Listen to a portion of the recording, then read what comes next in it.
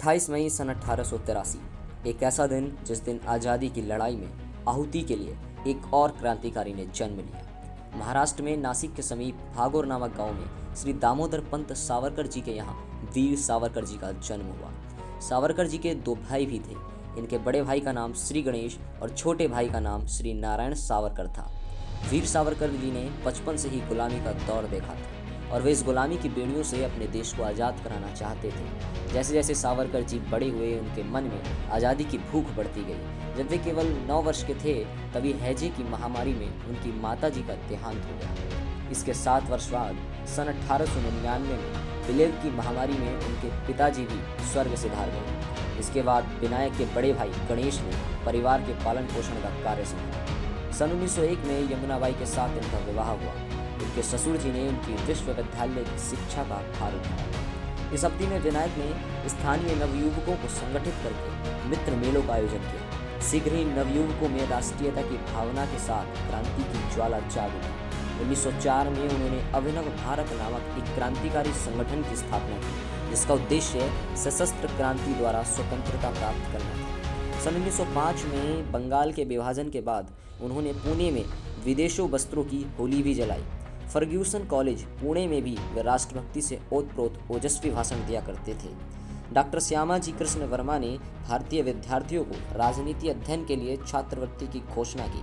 तब लोकमान्य तिलक के माध्यम से सावरकर जी ने वो छात्रवृत्ति ली और लंदन चले गए। लंदन जाकर वहाँ के भारतीय युवाओं में क्रांति की भावना जागृत करने का काम किया और 1 वर्ष के भीतर फ्री इंडिया सोसाइटी नामक दूसरी उग्र क्रांतिकारी संस्था खोली। वीर सावरकर ने बम बनाना भी सीख लिया और उसे भारत के युवाओं को सिखाना आरंभ कर दिया। सावरकर जी ने 1857 की क्रांति पर आधारित पुस्तकें पढ़ी और the history of the war of Indian independence. उन्होंने 1857 की क्रांति के बारे में गहन अध्ययन किया कि किस तरह अंग्रेजों को जड़ से उखाड़ा जा सकता है। लंदन में रहते हुए उनकी मुलाकात लाला हरदयाल से हुई, जो उन दिनों इंडिया हाउस की देखरेख किया करते थे। 1 जुलाई सन 1909 को मदनलाल डींगरा द्वारा विलियम हट कर्जन वाइली को गोली मार दिए जाने के बाद उन्होंने लंदन टाइम्स में एक लेख भी लिखा था। 13 मई 1910 को पेरिस से लंदन पहुंचने पर उन्हें गिरफ्तार कर लिया गया, परंतु 8 जुलाई सन 1910 को MS मौर्य नामक जहाज से भारत ले जाते हुए सीवर होल के रास्ते से ये भाग निकले, जिस कारण इनको काला पानी की सजा भी काटनी पड़ी।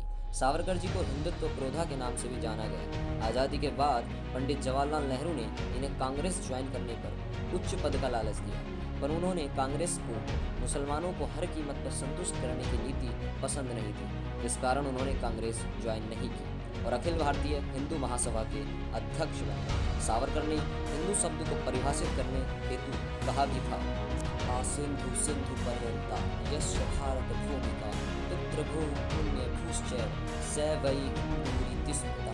यानी सिंधु नदी से सिंधु समुद्र तक फैली हुई भारत भूमि जो अपनी पितृभूमि और पुण्य भूमि मानता है, वही हिंदू है।